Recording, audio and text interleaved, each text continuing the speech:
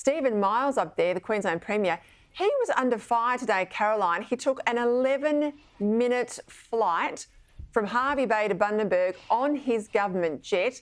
He celebrated while he was there at MP's birthday. He announced a new fence. It must be a fancy fence. Today he tried to defend himself. Good luck with that. Have a listen. It might be easy fodder for tabloid newspapers, but it would have cost more to hire a car for that one leg, and the other legs could not be completed by another transport mode. A bloke's a clown and he's got an election next month. Where's his brain, Caroline? None of this passes the pub test, Peter, does it, as we like to say. I mean, that would have been a 1 hour 20 trip by road, and he claims that it didn't cost any extra because the government had already leased the plane. I find that a little bit hard to believe.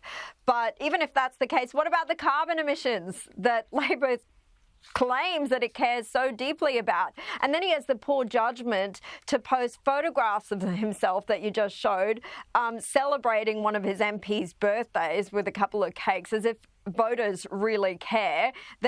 We're all dealing with a cost of living crisis. Does he really think that this kind of rubbish is going to help get his government elected again? Honestly, at the next election, it won't. And it's not the first time that he's come under fire for this kind of thing. You'll remember a bit earlier this year, he and the police commissioner took a couple of jets for 5 days for trips between zipping around Brisbane and regional Queensland to the tune of almost $170,000. So he has form on this.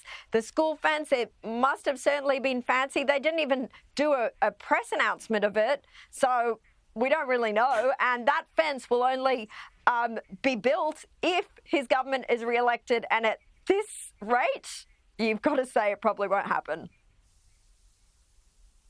Let's go to that story in the Sydney Morning Herald, Trudy, because I thought it was very interesting. 3 sources have expressed frustration and briefed out detail of a cabinet discussion.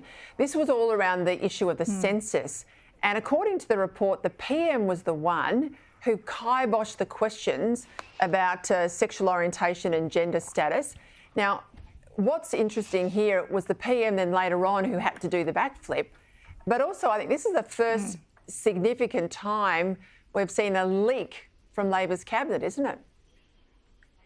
Yeah, I was very surprised to see 3 cabinet ministers apparently speaking to the 9 newspapers this morning on this issue, speaking about what the Prime Minister had said and his level of frustration inside cabinet. The whole census issue to me last week was emblematic of 2 big issues that are facing this government at the moment.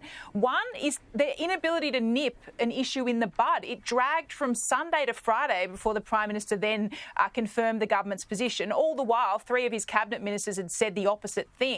But also that Labor essentially is jumping at shadows, that it was too afraid to even have a debate about this, according to its ministers publicly, on an issue that it says it believes in. So 2 really big issues to me being raised about what does this government believe in? If it's in power, what's it there to do?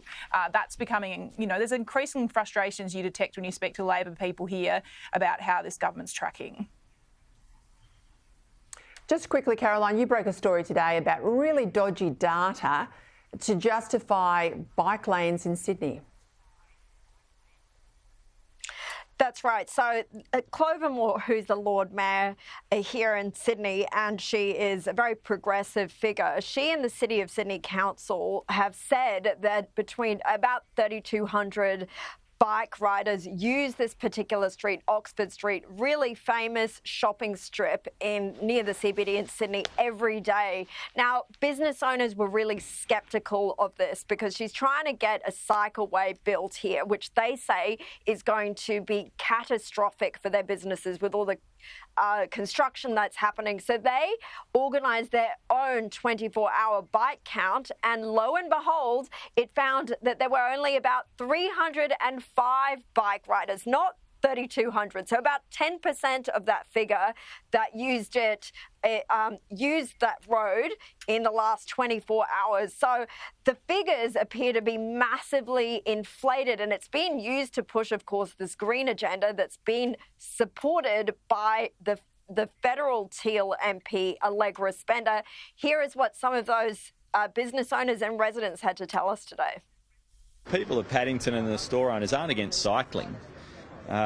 We're just against stupidity. We lost 70% of the businesses completely gone once they moved, so I probably will be one of them. It's terribly disappointing. I mean, really disappointing. It's now my way or the highway.